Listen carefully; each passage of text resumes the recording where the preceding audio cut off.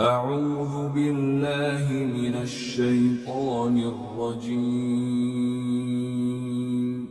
بسم الله الرحمن الرحيم سورة الانعام آیت نمبر 44.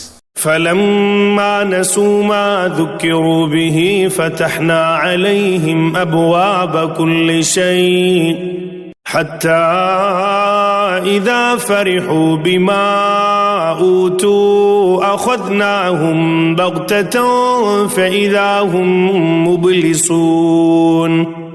ترجمہ: پھر انہیں جو نصیحت کی گئی تھی جب وہ اسے بھلا بیٹھے تو ہم نے ان پر ہر نعمت کے دروازے کھول دیے، یہاں تک کہ جو نعمتیں انہیں دی گئی تھی جب وہ ان پر اترانے لگے تو ہم نے اچانک ان کو آ پکڑا، جس کا نتیجہ یہ ہوا کہ وہ بالکل مایوس ہو کر رہ گئے. تفسیر: اللہ تعالیٰ نے پچھلی امتوں کے ساتھ یہ معاملہ فرمایا ہے کہ انہیں متنبع کرنے کے لیے انہیں کچھ سختیوں میں بھی مبتلا فرمایا تاکہ وہ لوگ جن کے دل سختی کی حالت میں نرم پڑتے ہیں سوچنے سمجھنے کی طرف مائل ہو سکیں. پھر ان کو خوب خوشحالی عطا فرمائی تاکہ جو لوگ خوشحالی میں حق قبول کرنے کی صلاحیت رکھتے ہوں وہ کچھ سبق لے سکیں. جب دونوں حالتوں میں ہی لوگ گمراہی پر قائم رہے تب ان پر عذاب نازل کیا گیا. یہی بات قرآن کریم نے سورہ اعراف آیت 94-95 میں بھی بیان فرمائی ہے. آیت نمبر 45. فقطع دابر القوم الذين ظلموا والحمد لله رب العالمين. ترجمہ: اس طرح جن لوگوں نے ظلم کیا تھا ان کی جڑ کاٹ کر رکھ دی گئی اور تمام تعریفیں اللہ کی ہیں جو تمام جہانوں کا پروردگار ہے. تفسیر: فقطع دابر القوم الذين ظلموا، اور پھر جڑ کاٹ دی گئی اس قوم کی جس نے ظلم اور شرک اور کفر کی روش اختیار کی تھی. والحمدللہ رب العالمین، اور کل شکر اور کل حمد اور کل تعریف تو اللہ ہی کے لیے ہے جو تمام جہانوں کا پروردگار ہے. آیت نمبر 46. قل ارأيتم ان اخذ الله سمعكم وابصاركم وختم على قلوبكم من اله غير الله يأتيكم به انظر كيف نصرف الآيات ثم هم يصطفون. ترجمہ: اے پیغمبر ان سے کہو ذرا مجھے بتاؤ کہ اگر اللہ تمہاری سننے کی طاقت اور تمہاری آنکھیں تم سے چھین لے اور تمہارے دلوں پر مہر لگا دے تو اللہ کے سوا کون سا معبود ہے جو یہ چیزیں تمہیں لا کر دے دے. دیکھو ہم کیسے کیسے مختلف طریقوں سے دلائل بیان کرتے ہیں پھر بھی یہ لوگ منہ پھیر لیتے ہیں. تفسیر: اگر اللہ تمہاری بینائی اور سماعت تم سے چھین لے اور تمہارے دلوں پر مہر کر دے. یہاں دلوں پر مہر کرنے سے مراد سوچنے اور سمجھنے کی قوتیں سلب کر لینا ہے. آیت نمبر 47.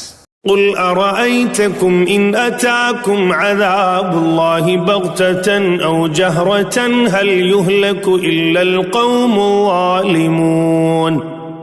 ترجمہ: کہو ذرا یہ بتاؤ کہ اگر اللہ کا عذاب تمہارے پاس اچانک آئے یا اعلان کر کے، دونوں صورتوں میں کیا ظالموں کے سوا کسی اور کو ہلاک کیا جائے گا؟ تفسیر: کفار مکہ حضرت صلی اللہ علیہ وآلہ وسلم سے یہ بھی کہتے تھے کہ اللہ کے جس عذاب سے آپ ہمیں ڈراتے ہیں تو وہ عذاب ابھی کیوں نہیں آ جاتا. شاید وہ یہ سمجھتے تھے کہ اگر عذاب آیا تو مومن کافر سبھی ہلاک ہو جائیں گے. اس کے جواب میں فرمایا جا رہا ہے کہ ہلاک تو وہ ہوں گے جنہوں نے شرک اور ظلم کا ارتکاب کیا ہے. آیت نمبر 48. وما نرسل المرسلين الا مبشرين ومنذرين فمن آمن وأصلح فلا خوف عليهم ولا هم يحزنون.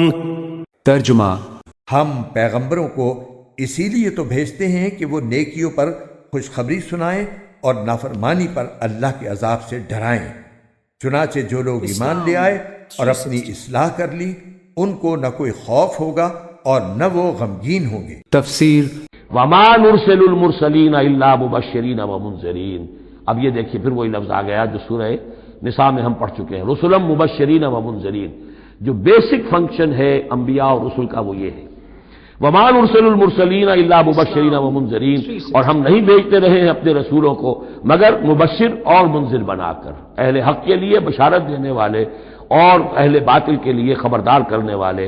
فمن آمن واصلح فلا خوف علیہم ولا هم يحزنون، تو جو ایمان لے آئے اور جنہوں نے اپنی اصلاح کر لی ان پر نہ کوئی خوف ہے اور نہ وہ حزن سے دو چار ہوں گے. آیت نمبر 49. والذین كذبوا بآیاتنا یمسهم العذاب بما كانوا يفسقون. ترجمہ: اور جن لوگوں نے ہماری آیتوں کو جھٹلایا ان کو عذاب پہنچ کر رہے گا کیونکہ وہ نافرمانی کے عادی تھے. تفسیر: والذین کذبوا بآیاتنا، اور وہ لوگ کہ جنہوں نے ہماری آیات کو جھٹلایا، یمسهم العذاب بما كانوا يفسقون، ان کے اوپر عذاب مسلط ہو کر رہے گا ان کی نافرمانی کے باعث. آیت نمبر 50. قل لا اقول لكم عندي خزائن الله ولا اعلم الغيب ولا اقول لكم اني ملك ان اتبع الا ما يوحى الي قل هل يستوي الاعمى والبصير افلا تتفكرون. ترجمہ: اے پیغمبر، ان سے کہو میں تم سے یہ نہیں کہتا کہ میرے پاس اللہ کے خزانے ہیں، اور نہ میں غیب کا پورا علم رکھتا ہوں، اور نہ میں تم سے یہ کہتا ہوں کہ میں فرشتہ ہوں. میں تو صرف اس وحی کی اتباع کرتا ہوں جو مجھ پر نازل کی جاتی ہے. کہو کہ کیا ایک اندھا اور دوسرا بینائی رکھنے والا دونوں برابر ہو سکتے ہیں؟ پھر کیا تم غور نہیں کرتے؟ تفسیر: یہ ان مطالبات کا جواب ہے جو کفار حضرت صلی اللہ علیہ وآلہ وسلم سے کیا کرتے تھے کہ اگر تم پیغمبر ہو تو دولت کے خزانے تمہارے پاس ہونے چاہیے، لہذا فلاں فلاں معجزات دکھاؤ. جواب میں فرمایا گیا ہے کہ پیغمبر ہونے کا یہ مطلب نہیں ہے کہ خدائی کے اختیارات مجھے حاصل ہو گئے ہیں، یا مجھے مکمل علم غیب حاصل ہے، یا میں فرشتہ ہوں.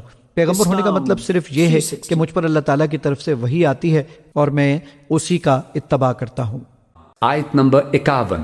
وَأَنذِرْ بِهِ الَّذِينَ يَخَافُونَ أَن يُحْشَرُوا إِلَى رَبِّهِمْ لَيْسَ لَهُم مِّن دُونِهِ وَلِيٌّ وَلَا شَفِيعٌ لَعَلَّهُمْ يَتَّقُونَ. ترجمہ: اور اے پیغمبر، تم اس وحی کے ذریعے ان لوگوں کو خبردار کرو جو اس بات کا خوف رکھتے ہیں کہ ان کو ان کے پروردگار کے پاس ایسی حالت میں جمع کر کے لایا جائے گا کہ نہ ان کا کوئی یار و مددگار ہوگا نہ کوئی سفارشی، تاکہ وہ لوگ تقوی اختیار کر لیں. تفسیر: یہ در حقیقت مشرکین کے اس عقیدے کی تردید ہے کہ وہ اپنے دیوتاؤں کو اپنا مستقل سفارشی سمجھتے تھے، لہٰذا اس سے حضرت صلی اللہ علیہ وآلہ وسلم کی اس شفاعت کی تردید نہیں ہوتی جو آپ اللہ تعالیٰ کی اجازت سے مومنوں کے لیے کریں گے، کیونکہ دوسری آیتوں میں مذکور ہے کہ اللہ تعالیٰ کی اجازت سے شفاعت ممکن ہے. مثلا دیکھیے سورہ بقرہ آیت نمبر 255. آیت نمبر 52. وَلَا تَطْرُدِ الَّذِينَ يَدْعُونَ رَبَّهُم بِالْغَدَاةِ وَالْعَشِيِّ يُرِيدُونَ وَجْهَهُ مَا عَلَيْكَ مِنْ حِسَابِهِم مِّن شَيْءٍ وَمَا مِنْ حِسَابِكَ عَلَيْهِم مِّن شَيْءٍ فَتَطْرُدَهُمْ فَتَكُونَ مِنَ الظَّالِمِينَ. ترجمہ: اور ان لوگوں کو اپنی مجلس سے نہ نکالنا جو صبح و شام اپنے پروردگار کو اس کی خوشنودی حاصل کرنے کے لیے پکارتے رہتے ہیں. ان کے حساب میں جو اعمال ہیں ان میں سے کسی کی ذمہ داری تم پر نہیں ہے، اور تمہارے حساب میں جو اعمال ہیں ان میں سے کسی کی ذمہ داری ان پر نہیں ہے جس کی وجہ سے تم انہیں نکال باہر کرو اور ظالموں میں شامل ہو جاؤ. تفسیر: قریش مکہ کے کچھ سرداروں نے یہ کہا تھا کہ حضرت صلی اللہ علیہ وآلہ وسلم کے ارد گرد غریب اور کم حیثیت قسم کے لوگ بکثرت رہتے ہیں، ان کے ساتھ آپ کی مجلس میں بیٹھنا ہماری توہین ہے. اگر آپ ان لوگوں کو اپنی مجلس سے اٹھا دیں تو ہم آپ کی بات سننے کے لیے آ سکتے ہیں. اس کے جواب میں یہ آیت نازل ہوئی.